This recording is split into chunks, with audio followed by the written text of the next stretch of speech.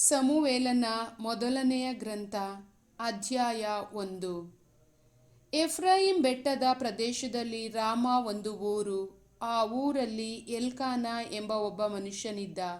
ಇವನು ಯೆರೋಹಾಮನ ಮಗ, ಎಲಿಹೂವಿನ ಮೊಮ್ಮಗ ಹಾಗೂ ತೋಹುವಿನ ಮರಿಮಗ.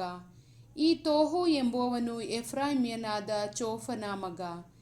ಎಲ್ಕಾನನಿಗೆ 2 ಹೆಂಡತಿಯರು, ಒಬ್ಬಳು ಹನ್ನ, ಇನ್ನೊಬ್ಬಳು ಪೆನಿನ್ನ.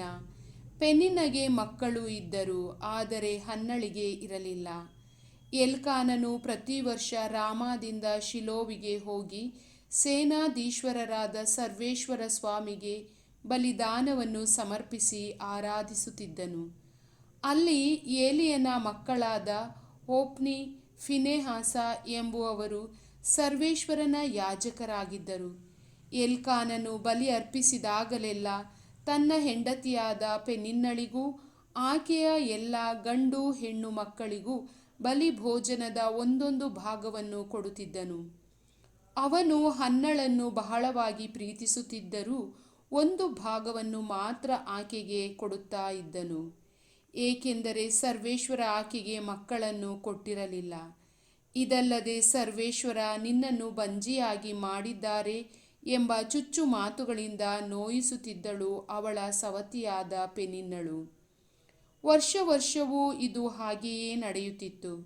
ಸರ್ವೇಶ್ವರನ ಮಂದಿರಕ್ಕೆ ಹೋದಾಗಲೆಲ್ಲ ಪೆನಿನ್ನಳು ಹನ್ನಳನ್ನು ಕೆಣಕುತ್ತಿದ್ದಳು.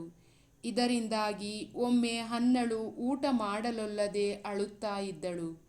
ಆಗ ಆಕೆಯ ಗಂಡ ಎಲ್ಕಾನನು ಆಕೆಗೆ, ಹನ್ನ, ಏಕೆ ಅಳುತ್ತಿರುವೆ? ಊಟ ಮಾಡದಿರುವುದಕ್ಕೆ ಕಾರಣ ಏನು? ವ್ಯಸನ ಪಡುವುದು ಏಕೆ? 10 ಮಕ್ಕಳಿಗಿಂತಲೂ ನಾನು ನಿನಗೆ ಹೆಚ್ಚಲ್ಲವೇ ಎಂದನು. ಶಿಲೋವಿನಲ್ಲಿ ಅವರು ಅನ್ನಪಾನಗಳನ್ನು ತೆಗೆದುಕೊಂಡ ಮೇಲೆ ಹನ್ನಳು ಎದ್ದು ಸರ್ವೇಶ್ವರನ ಮಂದಿರಕ್ಕೆ ಬಂದಳು. ಯಾಜಕ ಎಲಿಯನು ಆ ಮಂದಿರದ ದ್ವಾರದ ನಿಲುವು ಪಟ್ಟಿಗಳ ಬಳಿ ಒಂದು ಪೀಠದ ಮೇಲೆ ಕುಳಿತಿದ್ದನು.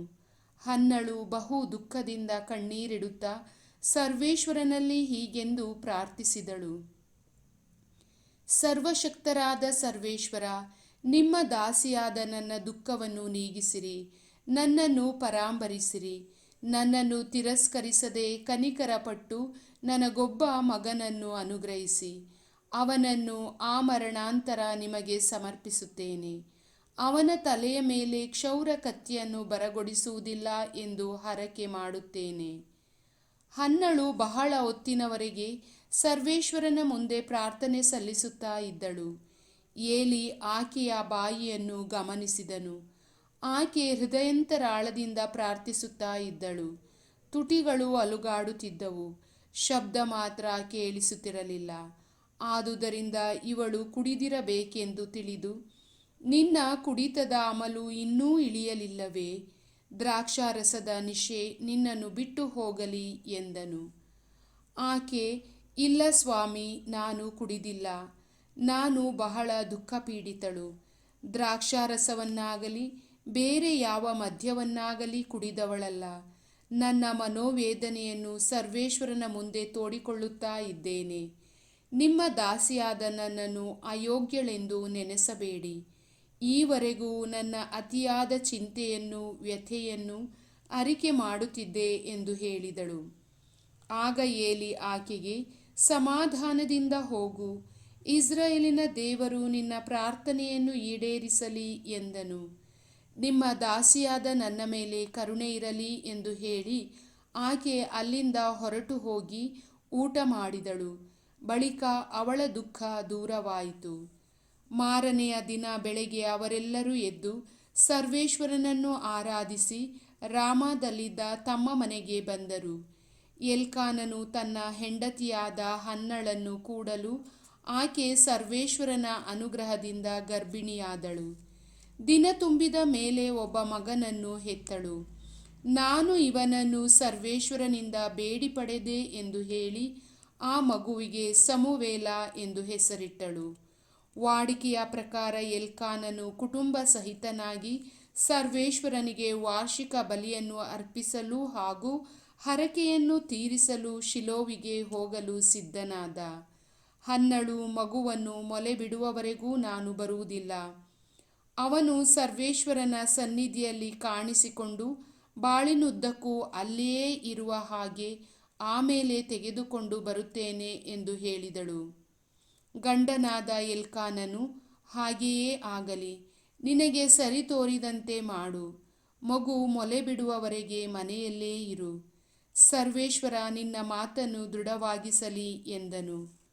ಮಗು ಮೊಲೆ ಬಿಡುವ ತನಕ ಹನ್ನಳು ಮನೆಯಲ್ಲೇ ಇದ್ದು ಅವನನ್ನು ಆರೈಕೆ ಮಾಡಿದಳು.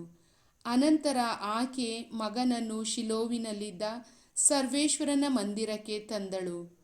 ಅವನು ಇನ್ನೂ ಚಿಕ್ಕವನು ಆಗಿದ್ದನು. ಜೊತೆಗೆ ಅವರು 3 ವರ್ಷದ ಹೋರಿಕರುವನ್ನು, 10 ಕಿಲೋಗ್ರಾಂ ಹಿಟ್ಟನ್ನು ಹಾಗೂ 1 ತಿತ್ತಿ ದ್ರಾಕ್ಷಾರಸವನ್ನು ತಂದಿದ್ದರು. ಆ ಹೋರಿಯನ್ನು ಬಲಿದಾನ ಮಾಡಿದ ಮೇಲೆ ಮಗುವನ್ನು ಏಲಿಯ ಬಳಿಗೆ ತರಲಾಯಿತು. ಹನ್ನಳು ಏಲಿಗೆ, ಸ್ವಾಮಿ, ನಿಮ್ಮ ಜೀವದಾಣೆ, ಇಂದೊಮ್ಮೆ ಸರ್ವೇಶ್ವರನ ಸನ್ನಿಧಿಯಲ್ಲಿ ಪ್ರಾರ್ಥನೆ ಮಾಡುತ್ತಾ ಇಲ್ಲಿ ನಿಮ್ಮ ಹತ್ತಿರ ನಿಂತಿದ್ದ ಮಹಿಳೆ ನಾನೇ.